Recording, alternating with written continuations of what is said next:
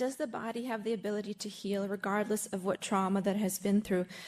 Even after surgeries, trauma, viruses, damage, all kinds of damage to the body, does the physical body really can it heal 100%, really? Yes. Now, again, you are talking about the idea of quote-unquote circumstances that are relevant to what theme you are exploring. Certain themes you are exploring may not have chosen for the body to be allowed to heal, but in the generalized answer, yes, the body is capable of healing from anything. Anything. But you have to be in the right vibration to allow it to do so. You can aid the body in that sense vibrationally in its ability to heal from just about anything by doing certain physical things that are representative of being in alignment with the collective agreement about what health is, such as detoxification. Because if you live in an environment that you actually believe to be toxic, your body is absorbing those toxins. Those toxins lodge in your cells. So no matter what it is you put in your body that might be beneficial, if the cells are blocked from absorbing the nutrients by being full of toxins, then putting all that will not help you. But if you flush your body of the toxins and make room for the nutrients, then when the body has the building blocks it needs to heal itself, it can heal itself from anything. So that's one approach to it. Obviously, there's an energetic approach, all sorts of different approaches. But fundamentally, yes, your body can be in an absolutely natural state of health absolutely all the time, no matter what it has been through. It can always have the ability. It always has the ability to repair. Because again, remember, what are you actually doing? You're not actually changing that body.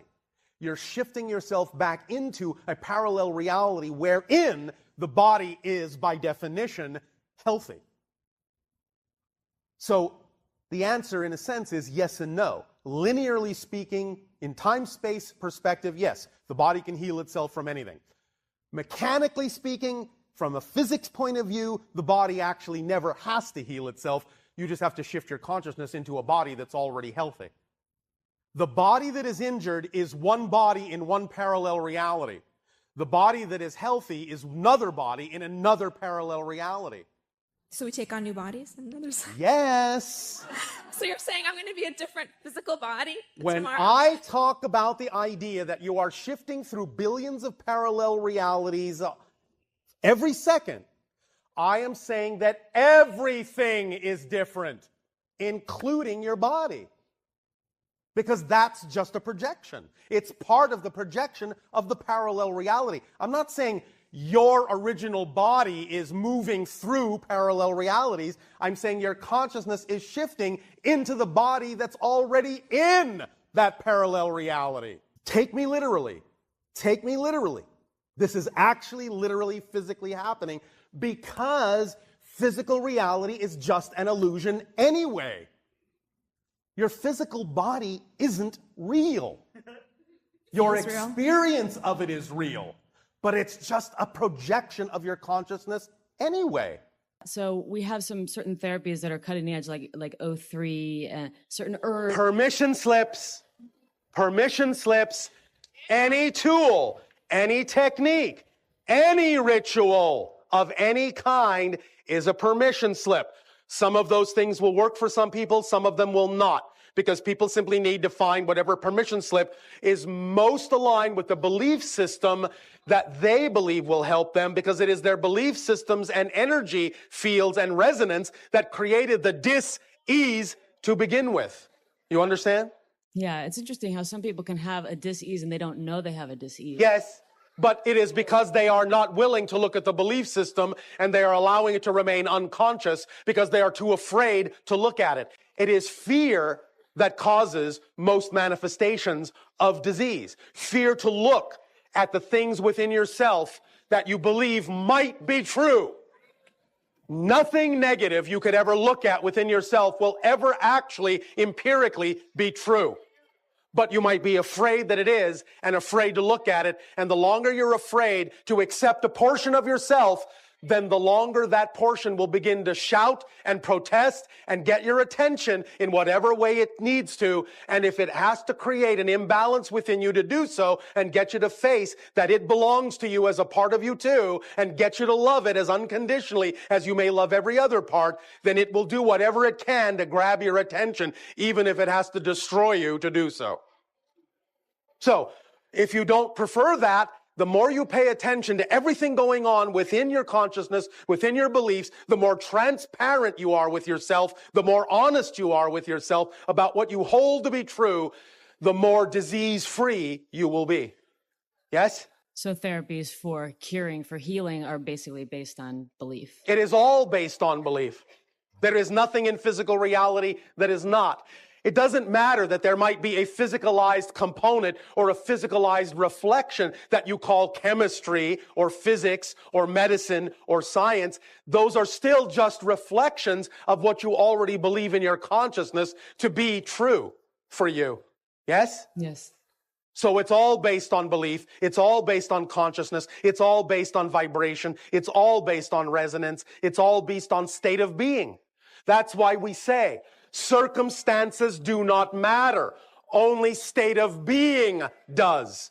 Because it's state of being that creates circumstances. Circumstances don't create state of being. It's the other way around. This person wants to know about fighting illness, that the warlike victim-perpetrator mentality is something that human beings are exploring. And even in our own bodies, we have special cells that fight off invaders. Can you give us a more positive way to look at what is happening as we go through an illness other than fighting it off? Yes, if you actually pay attention to the mechanisms inside your body, you will understand that your body doesn't fight off invaders. It incorporates them and absorbs them and transforms them. It allows them to pass on, so to speak, to a different state that is no longer harmful to the body. So you need a deeper understanding of the mechanisms that are actually going on in your body so that you don't look at it as a war or a fighting situation, because that's not what's happening. It's a vibrational shift to a different state of being. It's not a fight. And so therefore, with regard to illness, more acceptance of why the illness is there will allow it to transform more quickly by understanding the lessons that it is there to teach you based on your belief systems. So it's not about fighting, it's about relating, it's about communication, it's about understanding and letting it pass on into a different state once you have learned the lesson, once you have absorbed the meaning. So my question is, what specifically can I do to help my children heal from peanut and tree nut allergies? There can be many things, but first and foremost, it is important to make sure health-wise that the systems are not polluted. Detoxification of the entire system is key. So first, detoxify the bodies as thoroughly as you possibly can. Actually purge the toxins from the cells. There are many different kinds of formulations, herbal remedies, and potions that can actually purge toxins from the cells to allow the cells to absorb nutrients that will then heal the body from just about anything.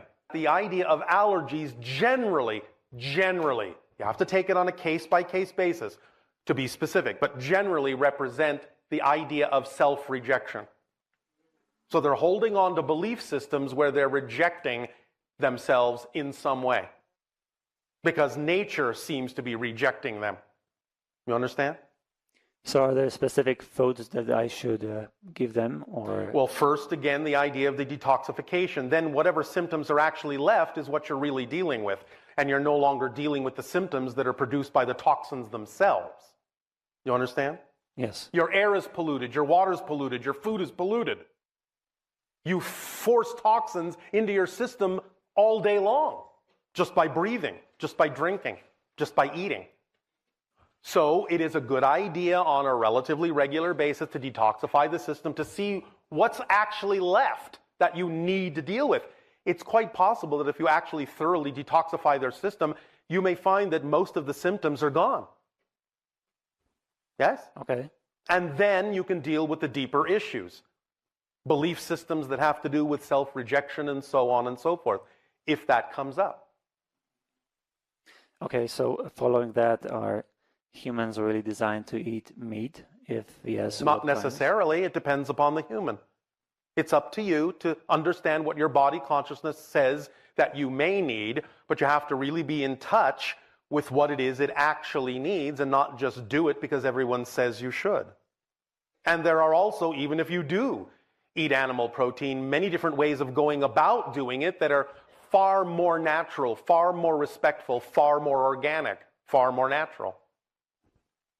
Develop a relationship as it used to be with the animal. Let the animal work with you. And do remember, in every case that you absorb anything from nature, nature is also absorbing you into it. Okay. Eating is a two-way street. I've experienced debilitating severe pain in my body for the last 16 years, All which is right. getting worse. All right. And I'm done with it. Oh, I all want right. it to be healed. Yes. And I'd like your help in helping me figure All out. right. Well, again, the first question usually, energetically speaking, is what have you learned from having that experience that you might otherwise not have learned? Start acknowledging what you've learned in a positive context. I've learned to appreciate ability in the body, and since I've had it taken away from me, I've learned to appreciate putting healthy things in my body through diet and lifestyle, and to try to maintain that optimum wellness. All right. Stuff like that. Anything else? I've learned that it's awful having it. It's difficult. I prefer not to have it. Is that what you've learned? I guess I have to dig deeper to really feel into the deeper lessons that I've learned by having it. Then that might be a good thing for you to start with.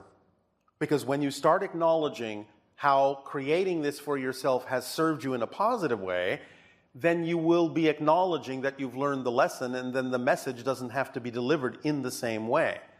You understand? Yes. Because you're saying, I'm willing to get this, I'm willing to learn, without necessarily forcing myself into a situation where I have no other choice.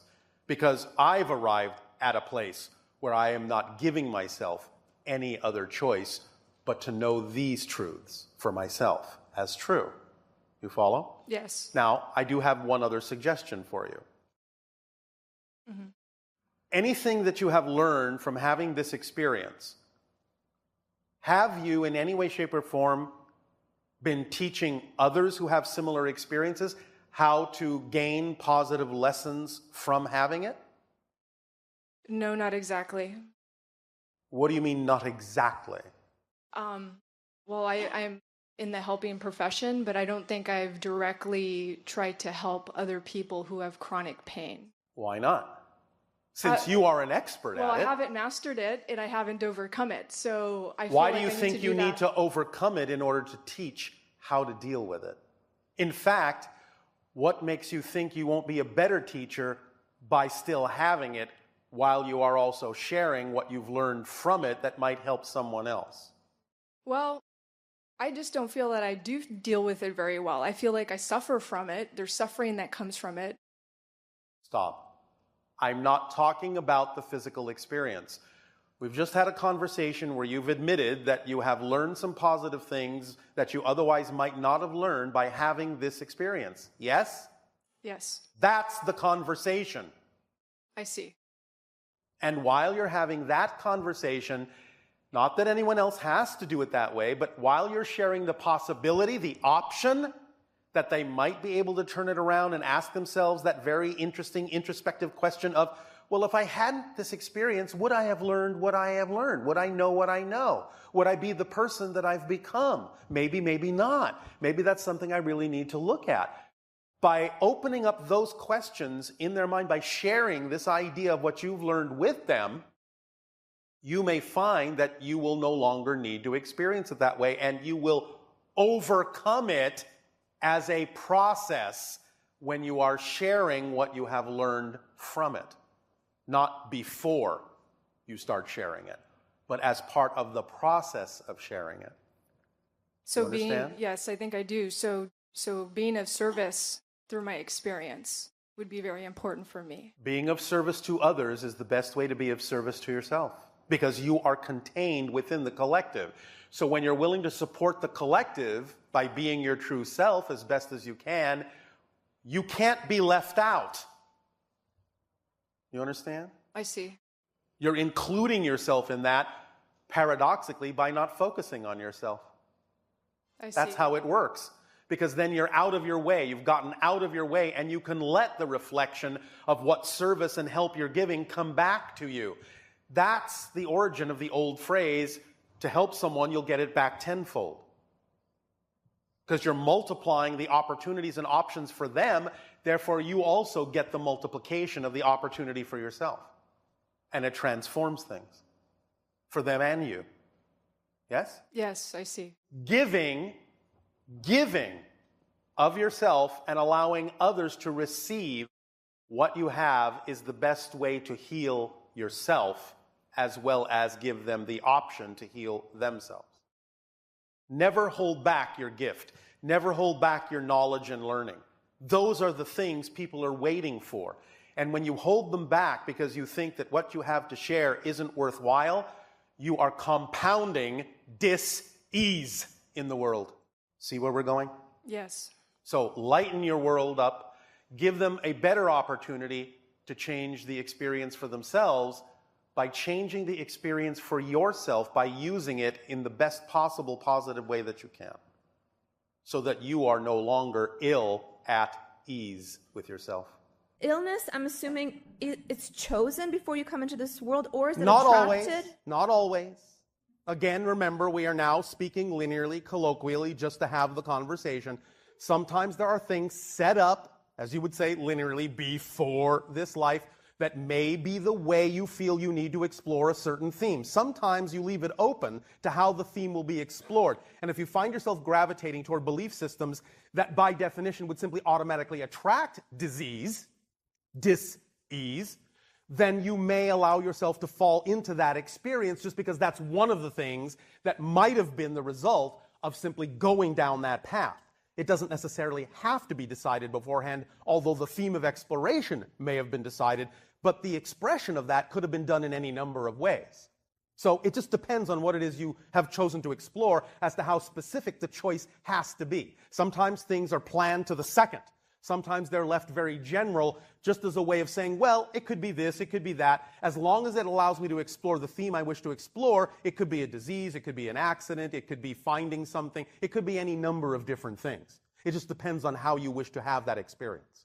When you feel pain or discomfort or fatigue or something, it's in your body. How do you not feel it? I mean, it's just really impossible. I know you may not have a body. Nothing is impossible, first of all. The idea is, of course, is that on your planet there are many people called yogis and other practitioners and shamans who have developed the ability to allow the idea of pain to be transformed. You understand? Yeah. You can do that too if you wish. But again, you must remember at the same time that because many of you have simply agreed to go along with a collective consensus of what physical reality is all about, some things you allow to simply be on automatic. So yes, when you have stubbed your toe, you will usually have some kind of painful sensation because you have agreed on the laws of physical reality, and thus then you simply don't need to take the time to circumvent that. At the same time, if it is of value to your particular exploration and your theme and your life lessons to understand how to transform that sensation into something else, then take some time to explore how the people that are already doing it on your planet do so. It's really mostly a matter of simply shifting your attention or redefining what it is you are experiencing. So you can redefine anything, even the worst thing. It's just energy. It's just vibrating energy. You can redefine all of it and have a completely different sensation. Have you not yourself seen or heard of demonstrations of what you call hypnosis, where a person is told that their skin is being touched with a lit cigarette and they blister when in fact it was just a person's finger? Have you not also conversely seen where people have been touched with a lit cigarette and not blistered because they were told it was just a person's finger? Have you not understood this idea? Yeah. Well, what do you think's happening there?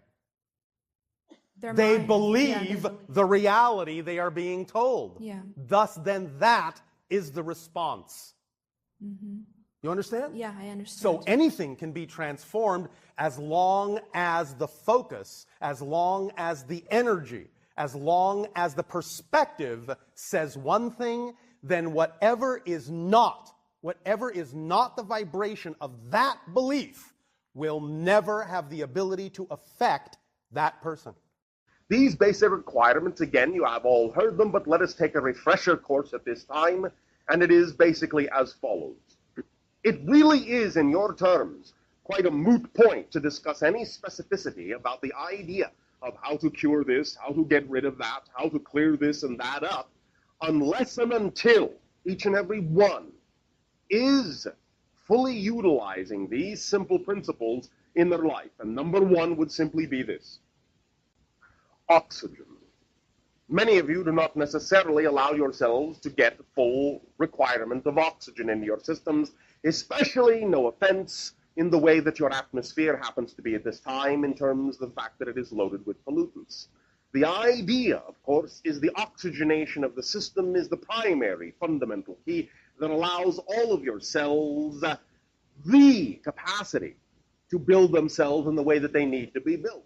Oxygenation of the system is the fundamental element to begin with, and can to some degree be enhanced to the best of your ability by making at least an attempt to find some relatively clean environment, and or at least oxygenation of the system through the idea of deep breathing exercises, some kind of yogic practice, or at least some kind of restful meditation wherein there are deep, regular breaths, or at least the idea of relaxation, so that you are not, in that sense, panic breathing, which is short breaths, do not allow the idea for oxygenation of the system to fully occur. Number one, then, oxygen, oxygenation of the system. Number two, hydration of the system. Do you have enough water? You are, as physiological beings, mostly water, yet many of you will ingest many things that will actually divest you of the hydration of your system, dehydrate you. And as many of you are beginning to understand, many of the so-called symptomologies that you might begin to attribute to many exotic diseases are actually nothing more than the symptoms of dehydration. In the sense, then, that your body is similar, in a sense, by analogy to a battery. If you do not have proper hydration, not enough water, then your cells, in that sense, can burn out, short out. You can become, in that sense, dry, like a battery, and cease to function, cease to become electrically conductive. And in that sense, also, lack of hydration, lack of water in the system will not allow your cellular structure to flush the toxins in your system from the system, and this can cause many forms of buildup that will allow the immunological system and many cellular and enzymatic functions to cease, thus again causing many different kinds of symptomologies that can then open the door and lead the way to opportunistic organisms to bring about more and more complete forms of disease. So the second idea is hydration of the system. Each and every one of you must find that it will be generally acceptable to have between 1 and 2 quarts of water a day. Otherwise, you will find you may not really readily have enough. Now, of course, every single individual is different, but you must understand something very important. When you are actually thirsty, that is your body's final signal that you do not have enough water. If you had proper hydration, you would rarely ever be thirsty. So use that as a marker. Number 3, you have heard this, of course, many times, and again, it is of paramount importance and is not to be taken lightly: exercise. Movement. Movement is like the ability to pump the body, to allow the muscles to function as pumps for the cellular structures, to allow the water to flush the toxins from the system, to allow there to be energetic revitalization, and allow there to be strengthening of the muscular and skeletal structures, to utilize all of the different mineralogical elements that are going into the body and to allow them to act as building blocks nutritionally.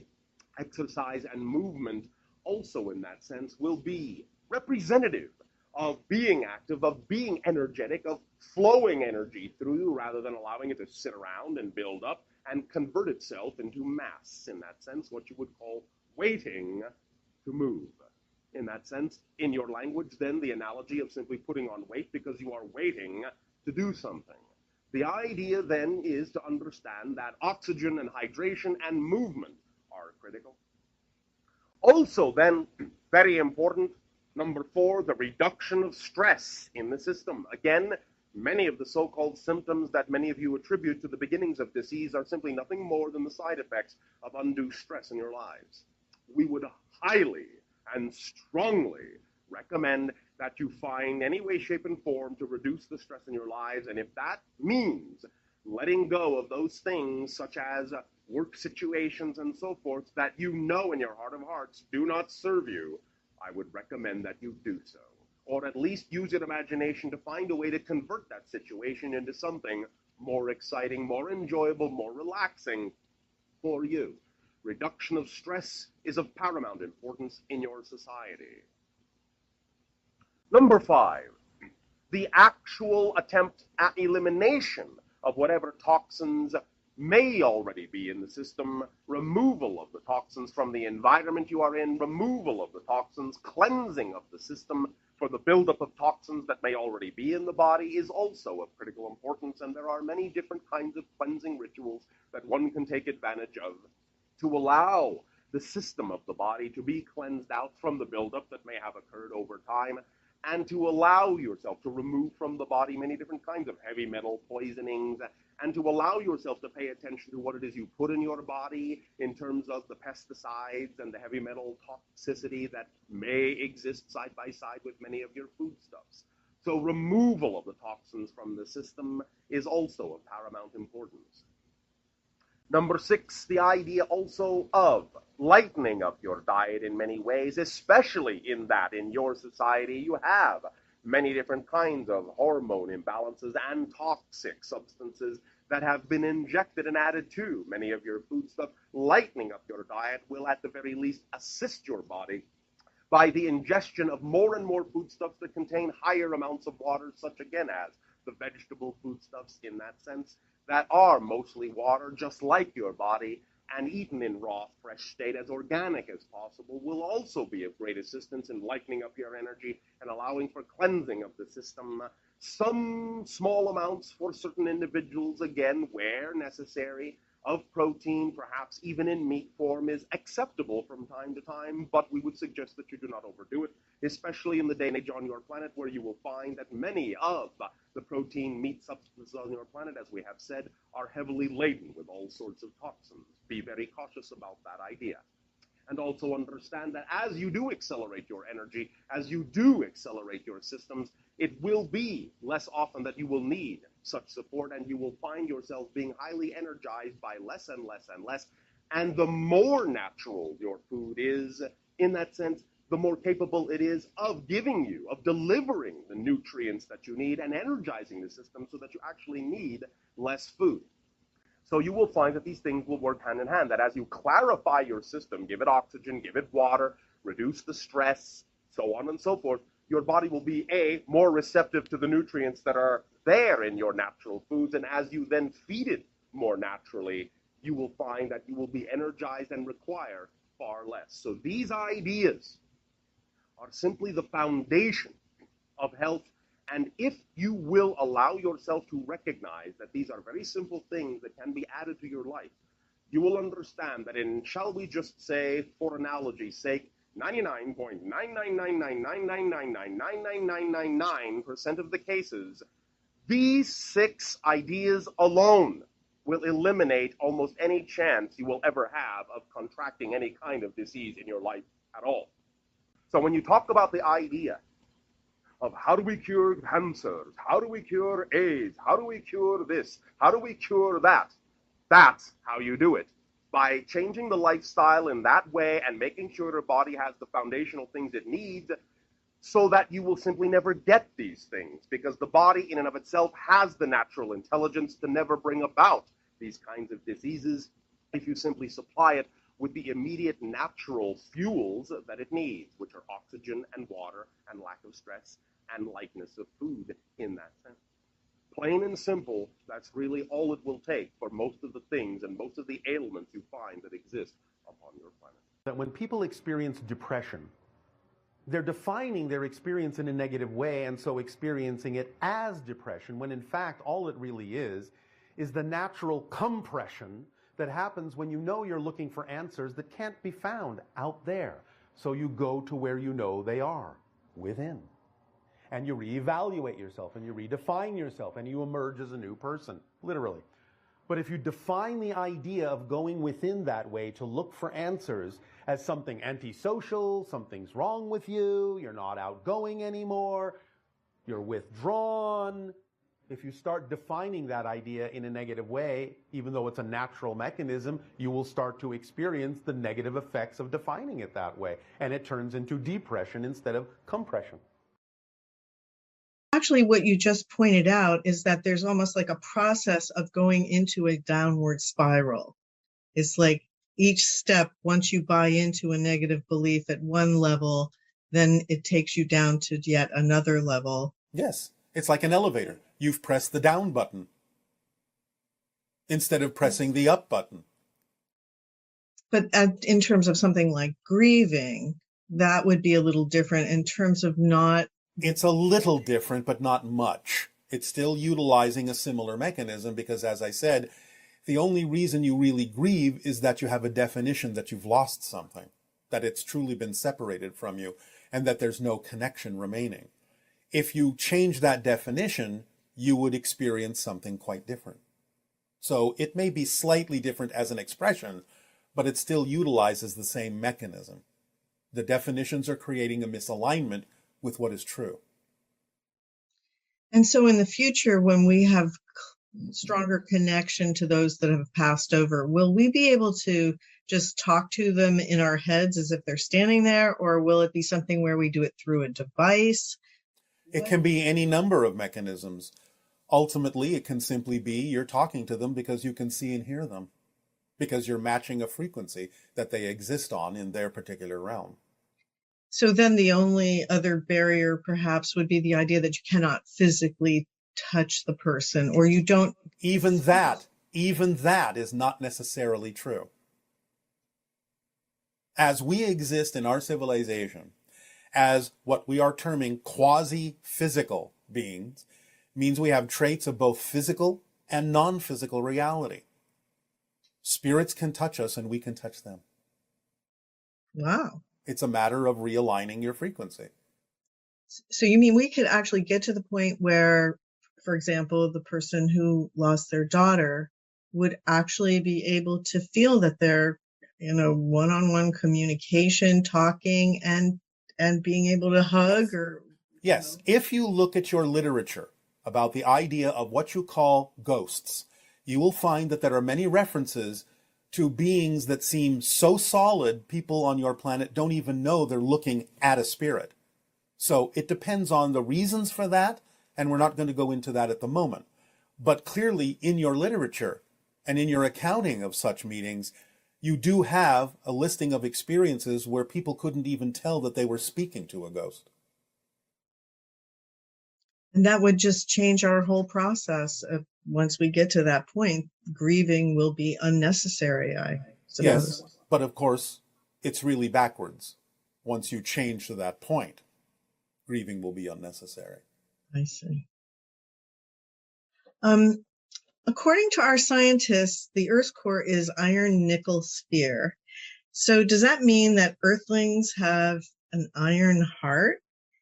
And in your opinion, what is the strangest material you've discovered at the core of a planet in our physical universe? And what did it mean for the life forms there? The idea, of course, is that you do have iron in your blood, and your blood passes through your heart. In that sense, you could say, yes, you have an iron heart, energetically speaking.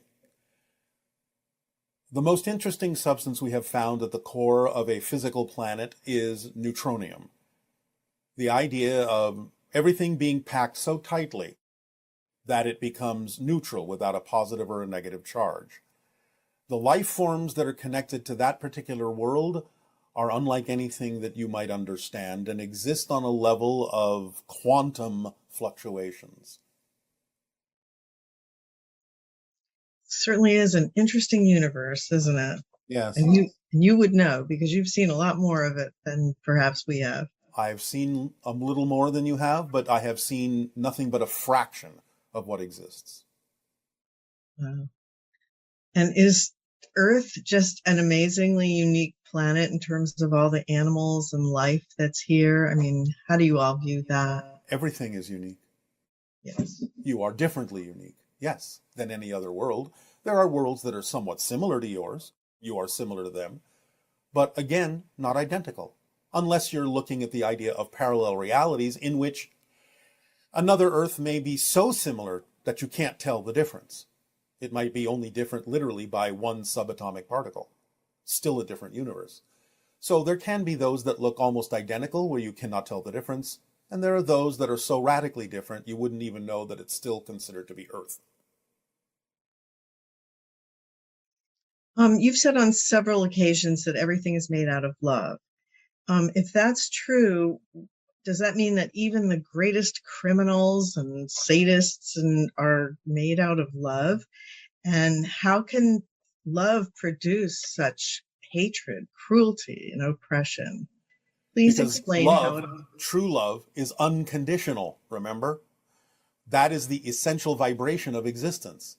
You simply translate that as unconditional love in your language. But the key word is unconditional. Therefore, it's simply a matter of everything being made out of that vibration, harmonizing with that vibration, but because you are experiencing yourself as an individuated consciousness in physical reality that can be built upon filters and belief systems, you don't necessarily experience it that way because you don't necessarily know how to align with it because you haven't been taught how to do so. So even the idea of someone you would consider to be a criminal may be acting, quote unquote, out of love in their true intention, but they may have no way of understanding how to actually express that in an aligned and harmonious way because they don't have the tools. They haven't been taught how to do that. So their actions, to the best of their ability, may be being done out of a distorted sense of love or self-love. But again, it's not necessarily a holistic expression, a unifying and harmonizing expression of the idea of the basic, fundamental, unconditional vibration of existence itself. Because you have the freedom to choose, because things are unconditional, how to express the idea of the love of which you're made, of the vibrational existence of which you are made. And the idea of bringing heaven to earth. Can you share some more with us about how that relates to the heart and Well, again, the experience we're having here? yes, when you clear out the negative vibrations, the definitions in your belief systems that are not relevant for you as a being in your true sense, then the vibration, message, communication from the higher mind will go to the heart as it does and be reflected to a physical mind that is now clear and transparent and free of any distortions in its belief system. And by doing that, you radiate then to all parts of your body and outward through your electromagnetic aura that vibration of purity and alignment and clarity that comes more directly from the higher mind to the heart to now a physical mind that is a transmitter in a pure sense. Thus then that can, by example, allow others to sense that vibration and if they so choose, start to match that vibration because now they're being given an opportunity to do so. And that can help alleviate the idea of any distortions by at least providing the option of a clear vibration to others in much the same way that the unconditional love of our civilization is offered to you, but you still have to be the ones to agree to harmonize and match that frequency. Thus, our vibration and our sharing is unconditional. It's up to you to match it. And we would not necessarily have been giving information to you for the last 38 of your years had not some of you at least decided to match it and be living examples of that frequency. That doesn't mean that you have to exactly be like us or do exactly as we do. It simply means that you were willing to let go of all those things that aren't truly you, that are your challenges, your themes of exploration in this particular life, to get to know yourself from a new point of view, and have let go of the need now to do that because you are now more willing to be your true self just on its own merit. And thus then you have elevated the frequency of your entire world and given many people more of an opportunity, as you align with any source of unconditional love, to allow themselves to align with those sources as well, whatever they may be, whatever works for them, and increase the likelihood and the probability of more people choosing to navigate themselves through different parallel versions of Earth over and over to ones that are more and more reflective, like a mirror, of the vibrational choices you have made to be in harmony and in alignment with the unconditional love of all that is. Thank you. If you don't eat chocolate or drink wine, how exactly do you celebrate Valentine's Day on Essassani? And do the hybrids go through adolescent crushes like people on Earth do? We don't celebrate Valentine's Day on Essassani. That's a holiday on your planet. Our children do not go through teenage crushes. These are not relevant questions for my civilization. We are always in love. We are always harmonious. We are always balanced at this point in our evolution. And we do not have the idea of holidays in the same way you do. Okay. And in your travels, what is the most number of hearts that you've ever encountered in a single being? 5. And how does that play out in terms of the expression of the being, or what does that mean? I guess it's different for each civilization, but Yes. I don't know if there's anything you can share with us about the nature of a civilization where people have 5 hearts. Yes, although the most common we have ever encountered is 3 hearts. This again is representative of the idea of the triad, the trinary function of all that is, the trinity, so to speak, where the vibrations of the hearts bounce off and reinforce each other in a very particular geometric format. It's very stabilizing in that sense for these particular civilizations that we have encountered, where the beings have what you would consider to be 3 hearts. It doesn't mean that they're hearts in the same way that your heart is structured, but they function similarly.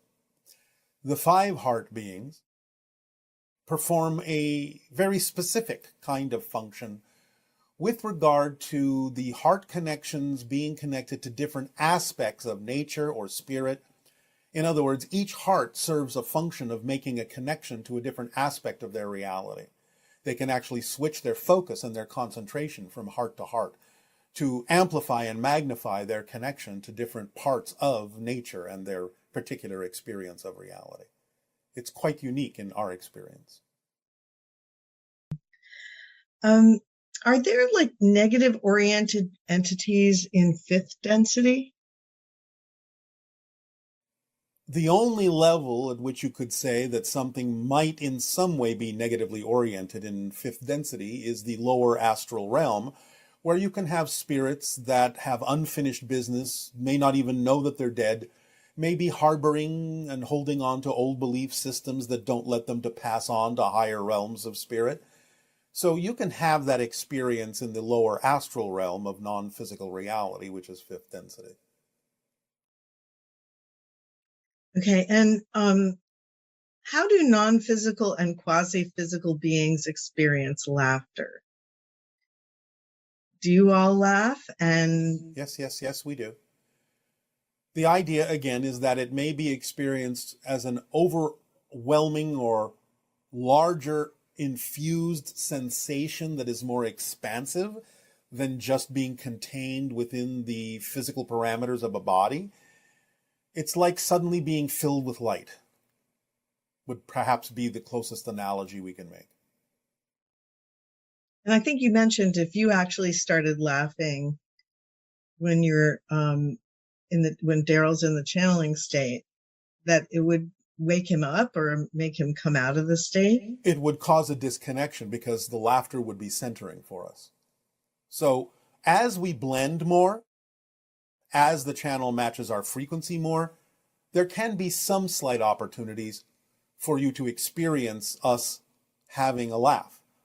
But in general, were we to go fully into that state, there might be a disconnection if the channel's vibration is not equal to the level in which we experience that state. I see. So we do, in some sense, allow there to be a slight suppression of that when we are doing this and having this connection, because we often laugh, and therefore you would be constantly having an interruption. I guess you have to learn how to control that, when you're So channeling. it's automatic. Because again, it comes with our intention of delivering information in a certain way, and therefore it's automatically dampened to the degree necessary for us to continue the conversation. And one person asked, why has Daryl's style of channeling Bashar's energy changed over time? It seems like there is less of an accent, less teeth clicking, less affect. Is this because something has changed about Earth's vibration over time and it's gotten easier to transmit to us here? And why did it originally come through the way that it did? Yes, it's a matter of practice. It's a matter of getting used to a frequency. It's a matter of becoming his version of us, raising his vibration to become more like us, and therefore there's less difference between us and him. Therefore, you would experience less difference. In the beginning, of course, he wasn't used to our energy at all, and therefore it took some time for him to allow his vibration to rise to the point where you start to lose the differences between us, and we can rely more on the way he exists in his reality to deliver the information in a way that is not filtered, because he is more willing to be open and letting the information come through.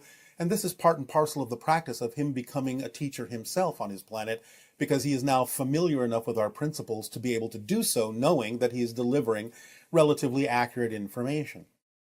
Because the idea of all channeling is not necessarily for the differences to continue, but for the similarities to become more apparent in your reality, to know that you are just as connected to everything just like we are, and can exhibit that for yourselves. Therefore, you will experience less of a difference. There will be a few things that may remain, so that you understand that there will be a perceived difference on a minor level. But nevertheless, the idea is for fluidity and flow to take over, so that the information can come through, whether from us or from him, to the same degree. Wonderful. And the idea of the teeth clicking and other things like that is simply that from time to time, there may be something that we are doing for which there is no translation, and so his body must react to something, and therefore it will be in a non-verbal, non-linguistic fashion that lets you know that something is going on our side that you may not be aware of, that you may not be seeing fully, but the clicking and other affectations may let you know that something is going on that's not being translated fully. And that's true sometimes when he moves his hands, Yes. He's actually mimicking something you're doing on the ship, right? Yes. If I were now to simply place my hand on a panel, he could ignore it or he could allow himself to go with it, such as this. It just depends on how connected he may be at any given moment in a certain way, whether it's relevant for that expression to be shown, because there are many things we are transmitting to many of you that don't come through verbally. It's also part of the communication that comes through to your unconscious and subconscious self, and representative of a different form and different level of information being downloaded into you to the degree that you are willing to open up to it. So sometimes paying attention to the things that are happening non-verbally can actually be another level of the communication. Yes, that's true. That's why you said it. Yeah. This person's saying they've been longing for contact and they look up at the sky day and night and they wonder if their star family can sense that they want contact.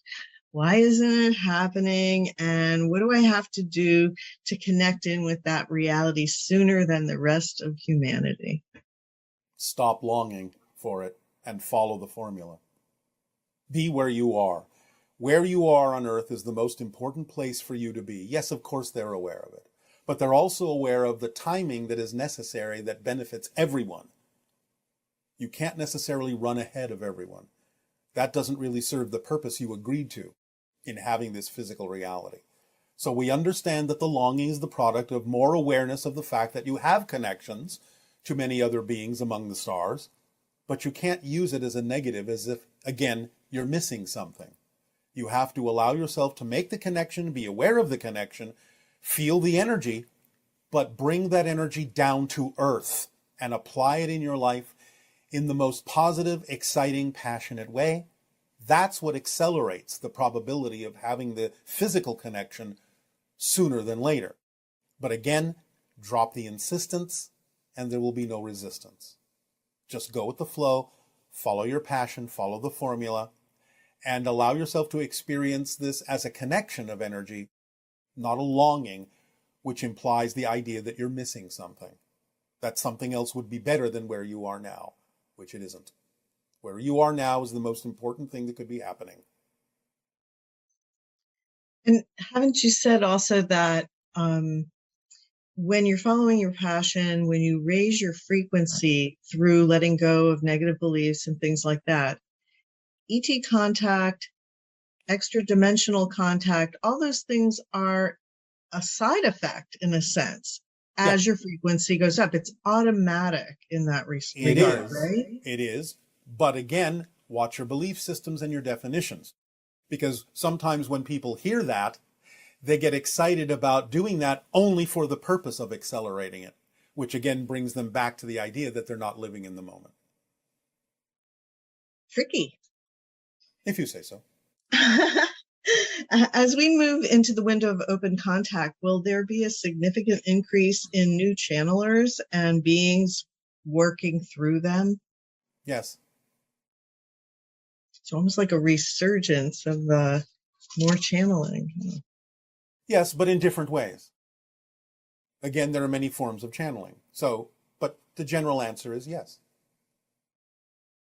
Okay. And is there an alien civilization whose political system is a dictatorship? Yes, of course. Those things exist, and we have discussed some that existed in what you call the past in the ancient Orion systems, which were extremely oppressive and dictatorial. And there are some that still exist out among the stars. It's not like they can basically reach you or affect you in any given way. But yes, they do exist here and there.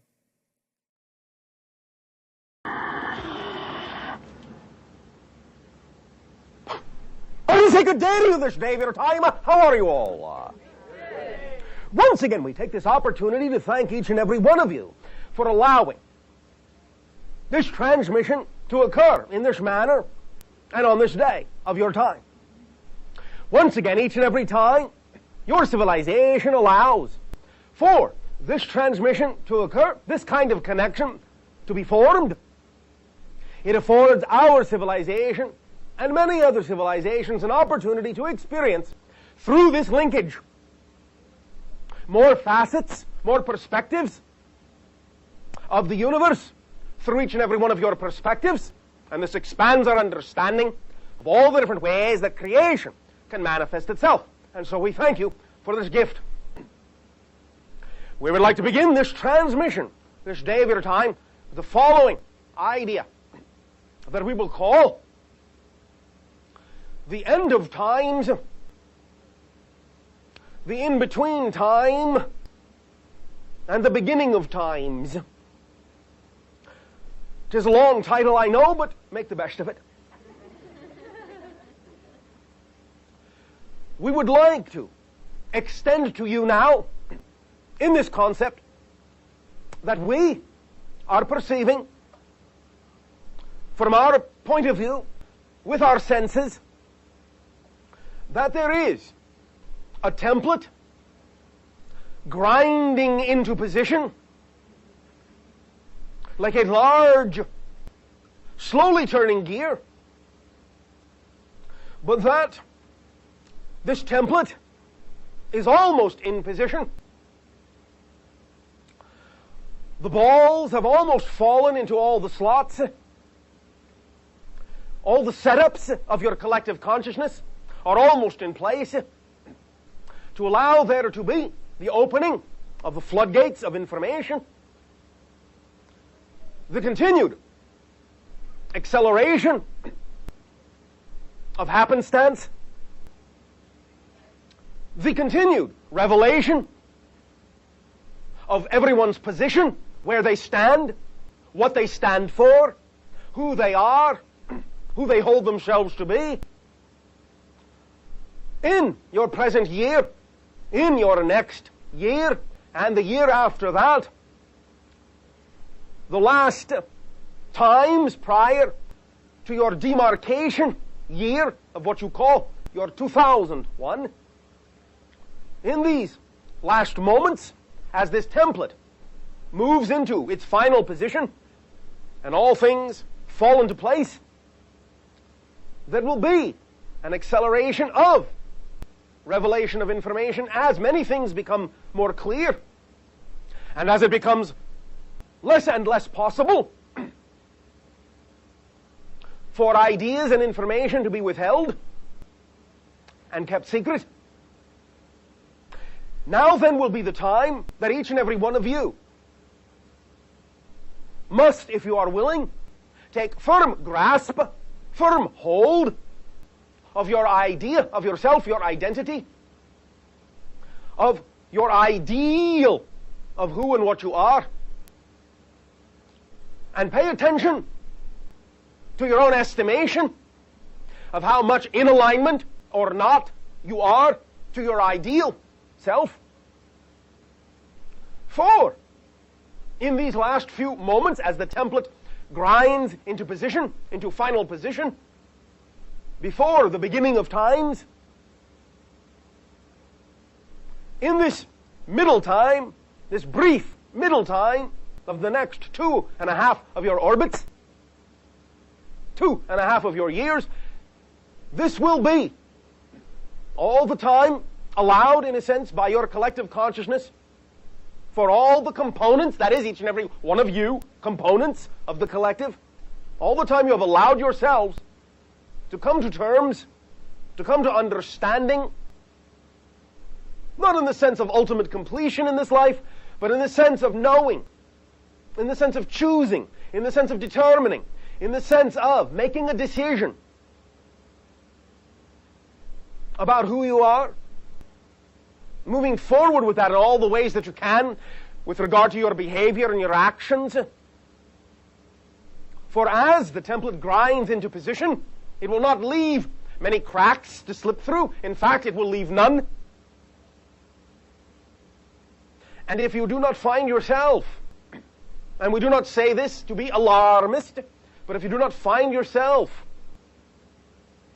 in total surrender of who you are, in letting go and being who you are created to be, within this next 2.5 years, you may find a great deal of difficulty finding any crack to slip through, any opening in the doorway to cross to the other side over the threshold. Now is the last moment of limbo that you have. Now is the last moment of neutrality that you have to make up your mind as to who you are and to behave as such, to act as such, to make a commitment as such to yourself, and to realize, finally and more fully, that there is no difference between what you call your true will and that which you term the will of God. That when you become your true self, what you have called the will of God and your own true will be synonymous, one and the same. No conflict, no contradiction, no dichotomy, but the awakening to the recognition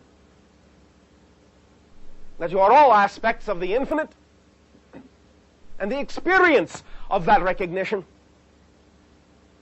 will begin to fully bloom and take its place in your society in a practical, effective, experiential way. Please remember that all this talk about the template grinding into position, all this talk about this limbo time, this neutral time, all this talk about the end of times, the end of a cycle, and the beginning of times, the beginning of a new cycle, these are not mere metaphors. This is a description of energy and consciousness in motion, seeking and finding its place, and becoming anchored steadfastly into its new slot, its new formation, its new momentum, its new acceleration, and allowing yourself to know your place within it, to find your place within it, so that you will know you fit, so that you will know you belong, so that you will be able to experience the effortless belonging rather than the struggle you have experienced for generations. Now, in what you call your new timing, in the new revelations of information, if you wish to term it your new millennia, then will be seen in short order the time, space, reality, illusion for what it is. And if you then will allow yourself to know more concretely, more fully, more quickly, to know who you are, what you are, make a determination, and live according to that, then when the time, space, illusion begins to break down and fade away, you will then be capable of being left with that which is the only thing that exists, and that is yourself, your true, core, natural self. And that will be enough. Because you will see and you will begin to experience that that has always been what has filled your entire reality, and all the illusion of the vastness of space and time has always been filled by you, yourself, your idea of yourself, your belief of yourself, your notion of yourself, your notion of reality. Time to bring the notion back home, inside, within, instead of out there. Time, in many ways, to break the mirror and let the glass shatter and fall away, so that any and all reflections will be inner reflections, will be inner knowingness, will be insight into yourself, so that any and all experiences will add to the knowledge of who and what you are, and will no longer be projected outward onto others, projected outward onto outer reality, which keeps it separate from yourself. All experience is happening within you. There is no outside, except as you create there to seem to be. Now is the time, this limbo time, for you to come to terms with the idea that there is no outside, that it all takes place inside you, within your consciousness, within one point, here and now, the eternal creative moment. Because that's all there is, all there ever has been, and all there ever will be. And this will be the awakening of the Christ consciousness, the Buddha nature, the Krishna spirit, whatever you wish to term it. For that will be the time when names do not matter, but the experience of yourself will be the only thing that matters. And as we have said, the experience of yourself will be seen and felt to be synonymous with the experience of the One, in all the ways that that can manifest in purer form, with more open eyes, more awareness in consciousness, and less illusion, and less filters. For these no longer serve you. For it is past time, and it is time to put away those toys. We thank you now for allowing us to share this perspective with you, and we remind you that as we shared these ideas, not only were your ears paying attention, but all the cells of your body were letting the information in on different levels, and it is within you, and always has been. And now is the time to allow it to wake up and become lucid in your own dream of life. Become not just the idea of lucid dreamers, but lucid livers. What about the people like our family that are not trying to get in touch with who they are? What's going to happen with people that are less aware? Everyone and every being will always be on their own path and will ultimately determine for themselves when and where they shall recognize who and what they are and their relationship to the infinite. To ask what is going to happen is really an open-ended question, for time is infinite, beings are infinite and eternal, and you need not worry that an individual in any given lifetime may or may not see this or that or know themselves, for it is always offered unto everyone within creation the opportunity to know the self at any time of choosing. Let go of your worry.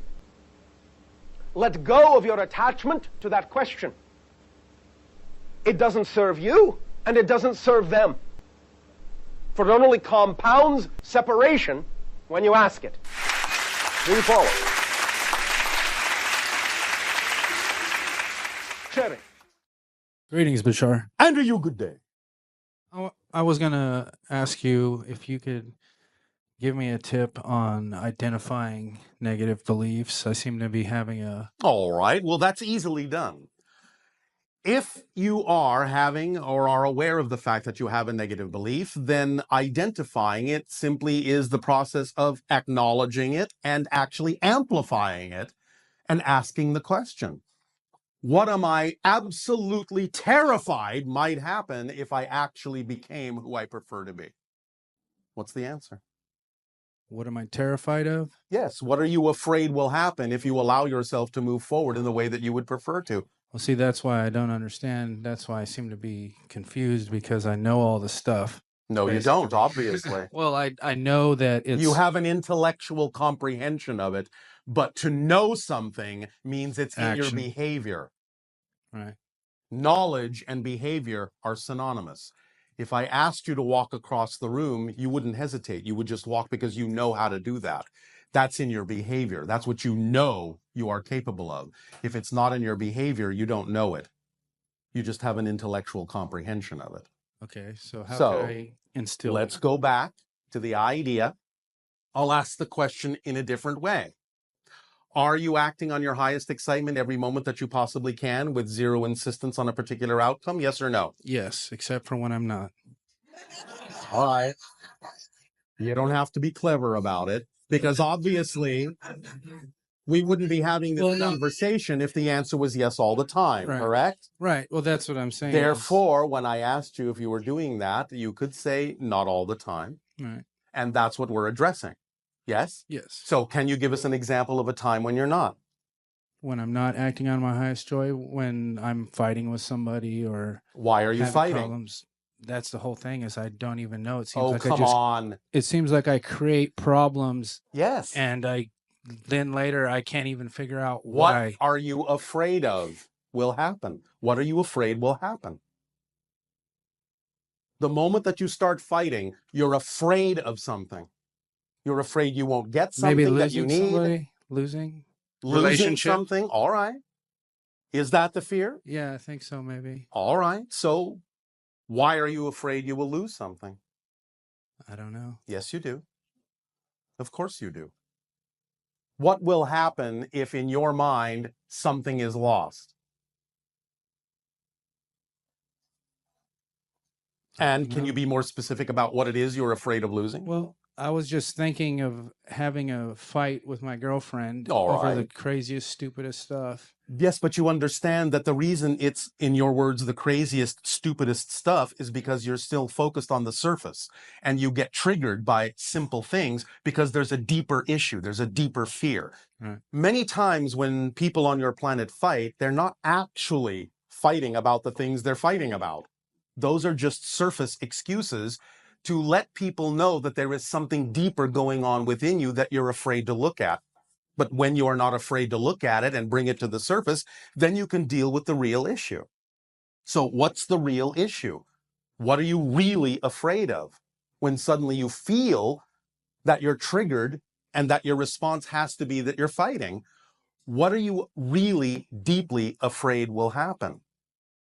Honestly, I don't know. That's why I'm you coming do. to you, You do, hoping you you can do, you get it do. out of me. You do. All right. Well, we'll pull harder if you want us to. Yeah. I mean, I'm here for, I want, I real understand. solutions. I'm I not just beating understand. around, I understand. But it's not so much that you want solutions. What you need are processes. Okay. And again, the idea is you need honest self-investigation, first and foremost. You have to be willing to dig down deep and not be afraid to be afraid. That's the first step. It has to be okay that you're afraid. You can't gloss it over. You can't be in denial about it. You may have a negative belief system that actually generates extremely deep fear within you. And you have to dig down and find out what this is. You can't be afraid to be afraid. You can't be afraid to find it. But I will tell you a little secret. Okay. When people find that they have this so-called deep fear and they say, well, I just don't know what it is, it's generally because they have a belief, probably an unconscious belief, that if they actually did dig down and find out what it is, they're afraid that they might discover that it's actually true.